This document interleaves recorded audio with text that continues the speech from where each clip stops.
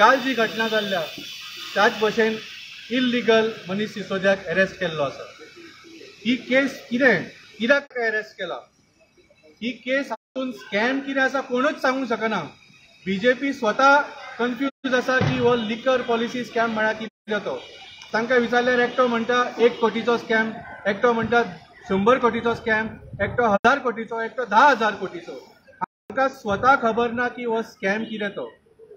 खरें कारण म्हळ्यार फाटल्या वेळार जेन्ना ताका आपयल्लो अशी खबर मेळ्ळ्या की तांकां डायरेक्ट ऑफर केल्ली, बाबा तूं अरविंद केजरीवालाच्या फाटीन सुरो घाल, ताजी साथ सोड, तूं बीजेपीन यो आनी 30-40 MLA घेवन यो, बीजेपीचो सरकार आमी घडयता दिल्लीक आनी तुका मुखेलमंत्री करता।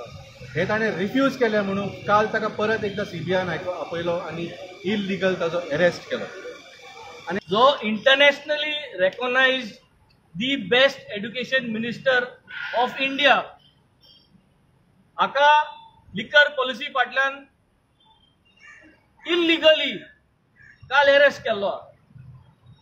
अदानी जो इतलो पयशांचो घोटाळा केल्लो ते अदानीचे जेन्ना पार्लमेंटान विचारले, जेन्ना सगळे मेंबरांनी विचारले की Y is he set free, तेन्ना जबाब कोण दिना। अशें आयकूंक येयलां की 70 लाख सांग मरे 70 लाख एलिगेशन आयिल्ले। 70 लाखान इलेक्शन जाता। आम्ही डिपॉझिट दाखयले मरे, 7 कोट्याचे डिपॉझिट हांवें दाखयलो।